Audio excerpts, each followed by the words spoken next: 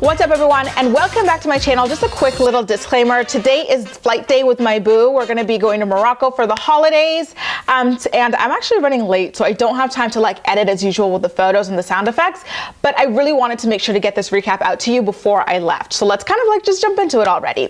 So the first thing that I noticed in this episode of Teen Mom OG was that somehow, miraculously, Kate's abandoned horse was still alive. She took Nova out to ride it for a little bit, and then she went out for lunch with Tyler to talk about how anxious she was about the separation. And then Tyler gets a text from a contractor letting him know that his move out was going to be delayed because something else was delayed in the project. That's the third text between the past two episodes that he's gotten. And then Kate goes, oh my God, well, it seems like at this point, I might have to move in a week early with you guys. What would you think about that? And Tyler was like, well, what if I said no? And they kind of paused there. The tension was really, really awkward. And you could just see it on his face that he was serious about potentially saying no to his pregnant wife moving back in with him a week early. He really wanted that extra 7 days away from her.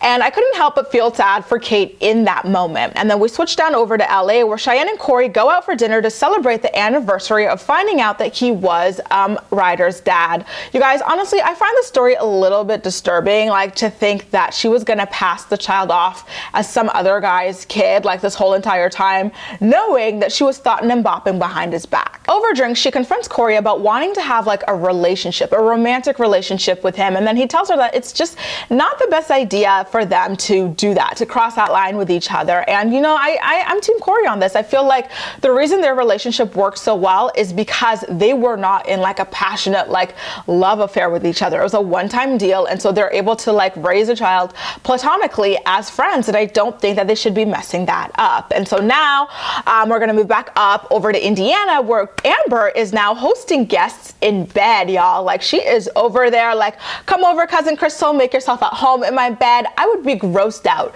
if someone had me sit down in their bed with them with jeans, outside clothes, in bed with someone and you don't even know what the hell they were doing on that bed the night before you came over. It's all so gross to me. So anyway, she starts talking about all the bashing she's been enduring on social media, and she said that one night she was literally planning her suicide, and that was a really, really scary thing to hear from her. One thing I didn't get about this conversation was that she blamed being a deadbeat to her daughter Leah on being young and dumb. Meanwhile, she's pushing 30 and is still a deadbeat who does not pay child support to Leah. And I don't even know that she visits her every chance she gets. Remember, a couple of reunions past, Gary called her out on it. And at that time, she was 25 years old? Come on, it wasn't that long ago that you were willfully refusing to visit your daughter because you were in a relationship with someone else. And at the end of the conversation, she brings up wanting to reach out to Caitlyn for help with her postpartum depression, because Caitlyn has also very, publicly gone through the same thing. And now, you guys, this season is so freaking recent because we get to see Halloween go down. Macy and her family had the cutest little costumes, and they went trick-or-treating with Ryan's family as well. His mom, his baby mama / wife, and his dad. I really love that melted family thing that they've got going on there. Meanwhile, in Texas, Bristol went to visit a therapist who specializes in post-traumatic stress disorder for help on how she could deal with, Dakota, which is this is kind of something you typically do while you're in a marriage to save a marriage, but I digress. Go ahead with your little therapist, girl. And so the therapist essentially just tells her, you guys need to stop pushing each other's buttons, especially purposely, and stop mudslinging over social media. And, Bristol kind of recounts the story of their relationship, and it turns out that Bristol got pregnant by Dakota within 30 days of meeting him. Our abstinence-only advocate is really out there getting pregnant like this yet again out of what, I knew she got pregnant out of wedlock twice, but in 30 days, girl, really? I feel like she's on the same level as Amber and Brianna and some of the other girls that I'm forgetting at the moment, but she's not gonna get called the same derogatory terms that's so ghetto, she's so trashy, she's so trailer this, that, because you know what? Classism always saves girls like Bristol. I feel like they should be held to a much higher standard. The Bristols, the Macys, the Chelseas, who had all the opportunity in the world and still wound up like these women who had literally nothing, who are raised by wolves, raised out back, in the backwoods. That's pretty crazy to me. Over in LA again, Cheyenne wants to celebrate the 1-year anniversary of her failed attempt to pin her daughter on somebody else by doing what? of course, throwing a party. She wants to celebrate how Corey, like the moment he found out that he was Ryder's dad, stepped right up and wanted to be the best dad ever. She gave a really beautiful emotional speech about like how proud she was, how happy she was, and how much he secretly helped her through the tough times of like, you know, going through the genetic testing with Ryder as well. Like that was quite beautiful. And then we're back over in Caitlin land where she reveals that Amber reached out to her and she sits out on the porch with Tyler to talk about it. And of course, Caitlin takes it as an opportunity to go and visit Amber. And then she mentioned something about how having friends visit her would have helped her out so much, but it's kind of like, girl, Macy went and visited you. Macy went and visited you in rehab too. And speaking of Amber, her baby daddy Gary and Christina sit by the fire to talk about her postpartum depression, and then Gary talks about the encouraging words that he gave her when it came to dealing with hate online. Guys, I thought the advice was kind of lame. He was like, oh, like even if they're hating on you, at least they're watching the show, so that's good. It's like, the girl is contemplating suicide because some people are kind of encouraging her to kill herself, and you're telling her it's great that they watch her on TV? Like, are you sure? Anyway, I'm glad to see that Kate brought Nova on her trip to go ahead and visit Amber. Like, kids, I feel like brighten up like anybody's moods. Like just seeing a happy kid really does so much to lift the soul. And so they sit on the couch and talk about Amber being at her lowest point, and she says she has no will to live and she's not living for herself anymore at this point. And of course, Kate recommends going out of town for treatment. Like, I know apparently doctors and psychiatrists don't exist in like Michigan, but maybe they do in Indiana, Kate. And then Amber was like, no, I can't just like leave my child like that. And Kate goes, oh yeah, it's hard, you know, but like that was just an option kind of thing. And I was like, okay, girl, we all know your child just manages, but you know, Amber does not want to just leave her child as her first attempt. Remember, Amber did go and try to seek local help, and I'm pretty sure she wanted to follow up with that. And so Amber then goes into a tirade about people calling her a horrible mom, and she says that MTV ruined her non-existent name. It's like, before MTV, you wouldn't have even had a name. And honestly, before MTV, your life would have been 10,000 times worse. Like, you'd have gone to jail, and like, remember how she had all those issues? MTV had to rent an apartment for her or whatever.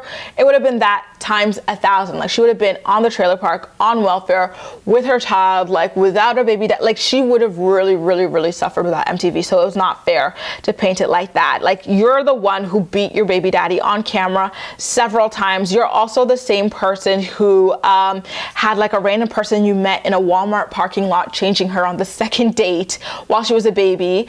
And he was a convict of some sort, was he not? And she's also the same person who got up on TV and proudly like bragged about the fact that she saw her daughter all of 3 times in a span of 3 months. Like, that is not MTV doing it for you. That is you doing it for yourself, Ambi. Next up, Bristol and Dakota meet at an undisclosed playground, you guys, and like, she really is such a troll. Like, she just has this patronizing way of speaking to him where she's like, you know, Dakota, I talked to a therapist about how I could better manage. You know what, Dakota, how can I better understand you? As if he's like some kind of basket case, you know? Like, obviously he's gonna get riled up when you speak to him like that. It's so condescending, so patronizing, it's awful. And then she goes into this weird rant about like why she left the marriage. She's like, you know, I see you smirking, Dakota, that's why I left the marriage, Dakota, I see it. With like her like new veneers that are like, you know, like too much. Just, these are the signs that I saw from the very beginning. I don't know why I went through the marriage, but this is why I quit, Dakota. This is why I left the marriage.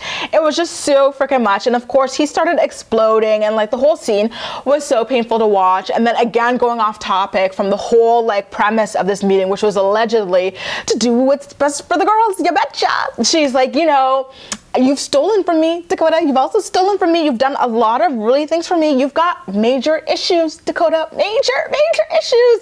And of course, you know, he starts digging into her, telling her that she's an actress. Like, this is awful. She's a compulsive liar. And then she decides to get up and leave because all of a sudden it's too much. We're getting insulting here. I wasn't insulting you before, Dakota, but this is too much. It's too insulting. I'm gonna get up and leave. You, Dakota, piece of work. All right now, goodbye.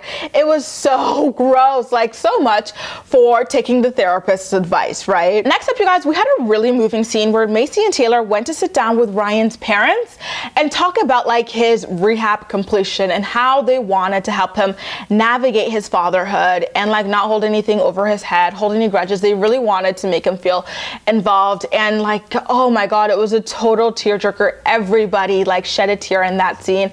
At a certain point, even Taylor over there, I was so proud of how supportive he was of Macy and his son Bentley too. You know, I don't want to say stepson, like that's his son at this level, right?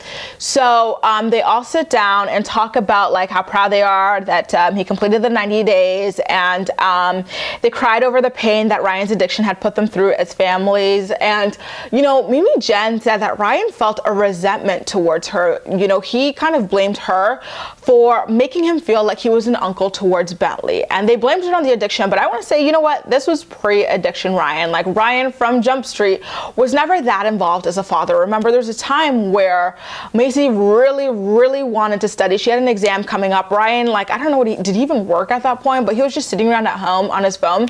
She's like, you know, I gotta study for school, like, can you just please watch him? And he flat out refused. Like, he flat out refused. And this was not out of the blue for him. You know, like, Ryan was never all that invested. It was, you know, by the grace of his parents that he's even still involved with Bentley. So I felt like it was unfair for him to pin it on his mom, like, and guilt her like that. Larry then talks about all the pain. Like, there's a time when he hated Ryan hated him back. Like, it reached like a blowing point. And I'm pretty sure he was referring to the time when Ryan was out there allegedly stealing his tools and allegedly killing like neighborhood cats. Remember that? The feral cat situation where he was like shooting them or whatever, allegedly.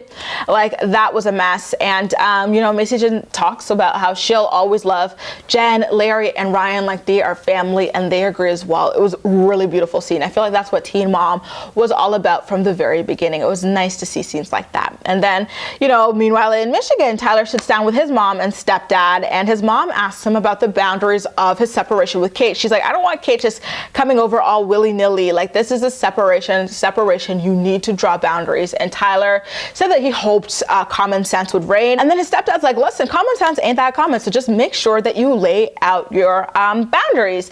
And so, you know, they asked like, okay, like, we know your grievances with Kate, but what are her grievances towards you? And so Tyler's like, all she told me was that she doesn't like when I leave my clothes on the bathroom floor while I shower, or I don't pick them up after a shower. And I was upset with that because I felt like she should have been a lot more honest than that. Like, I know I'm difficult. Like, really, that's all you can complain about? And then his mom was like, well, maybe she's just sorry about it. And Tyler's like, listen, the world does not bow down to you. If you want something, you better freaking speak up. Back in LA again, Cheyenne is cruising down the streets, and then she gives her friend a call to confess to banging Corey after the Halloween / fatherhood anniversary party. And she tried to make it seem like a lot more than what it was by claiming that it wasn't drunk sloppy sex. He was only a little drunk. He wasn't sloppy drunk. He was buzzed. So it meant something to him, you know? Like, she is really trying to convince herself. Like, I'm sad to say it, but Cheyenne is a little bit of a bird, you know? Like, a little bit of a bird here.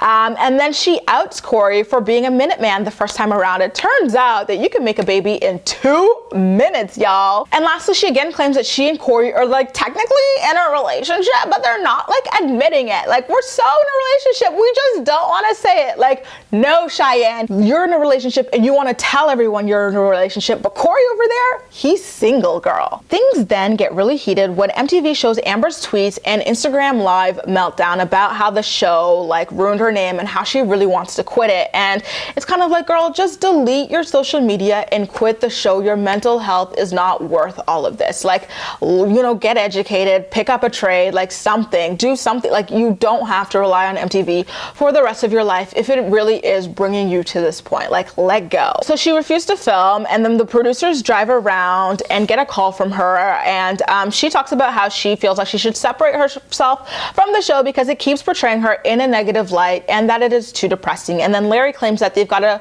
positive story that they want to tell with her, like, you know, kind of redemption story with her new child. And honestly, I feel like MTV did, for the most part, give her a really good edit this season. We saw her being more active than ever.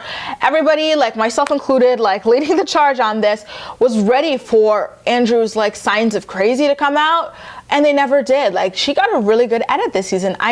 She saw Leah kind of more than we've seen her ever see Leah almost, right? Like, it was great, you know, so I didn't get it at that point. And so she starts screaming about like how she doesn't want to do it, and she kind of just hangs up the phone in their faces. And it's like, damn, imagine being able to talk to your boss like that. I know I'd have a freaking field day, right? And now in the final scene of the episode, Caitlin's back home and sick of their separation being stalled for stupid things like wanting to build a wraparound porch.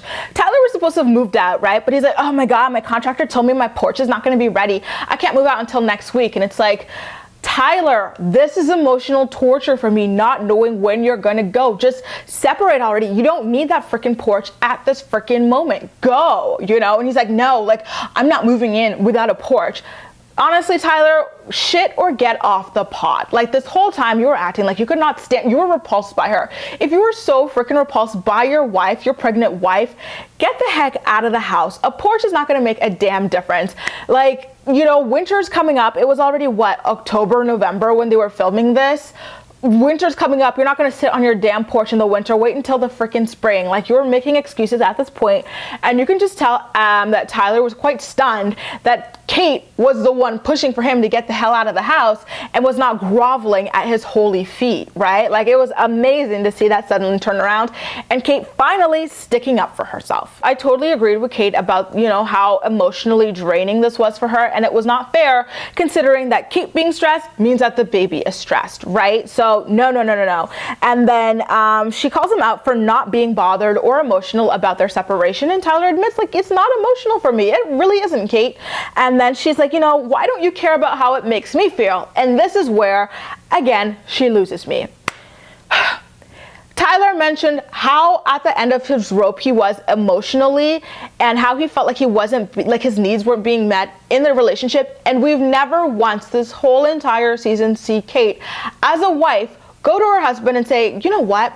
I am so sorry that you're at this point, that I was not listening to you. It took getting to this point where you literally want to leave me, you know, and separate, live in separate houses. What can I do to meet your needs in this relationship? What am I doing wrong? What can I do differently? Like, check in, like, she's never once done that. She dragged her feet on even like seeing counselors. She dragged her feet on filling out a form. She refuses to like watch the season over so that she could see how she could better help him, you know, as his wife. Like, and like the whole entire time, every single time she's talked about the separation, it's been in terms of how it's so bad for her, how poor Kate this, how poor Kate, and she's doing it yet again and wondering why the hell he's not emotional about leaving her. This is why, Kate, literally everything comes down to how it affects you. It's never how anybody else feels, and you're exhausting, you're draining. I don't know how anybody lives with this woman. I really do not, for the life of me. Tyler then rightfully calls her out for making it all about herself and villainizing him for trying to better himself, trying to get a handle on his own mental health for once. He's like, you know, when you leave, Kate, you know, when you left those times, everyone was like, good for you, Kate. You're so amazing, doing what you can to take care of yourself. But when it's me, I'm the villain. I'm ruining everybody's life.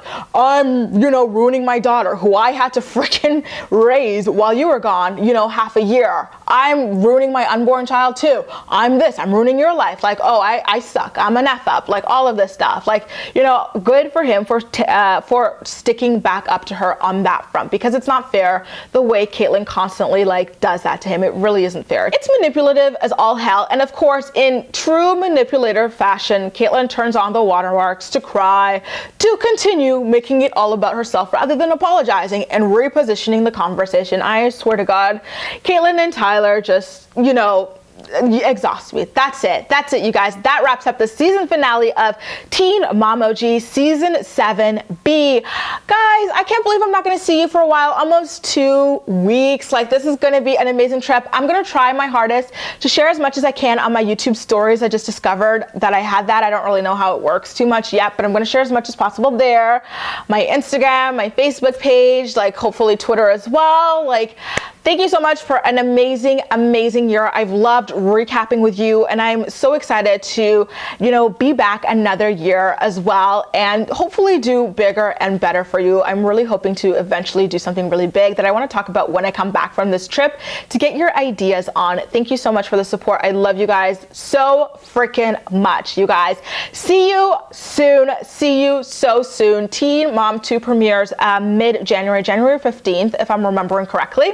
But of course, I will see you before then. You guys, as always, I'm so excited to hear what you have to say. Leave all of your thoughts and opinions in the comment section, and as usual, we'll chat. I'll be watching them from the airport, okay? You can also like this video, subscribe for more. Feel free to share it with your friends as well, and follow me across social media where I absolutely love chatting with you. That's all for now. Thank you so much for watching, and I'll see you next time.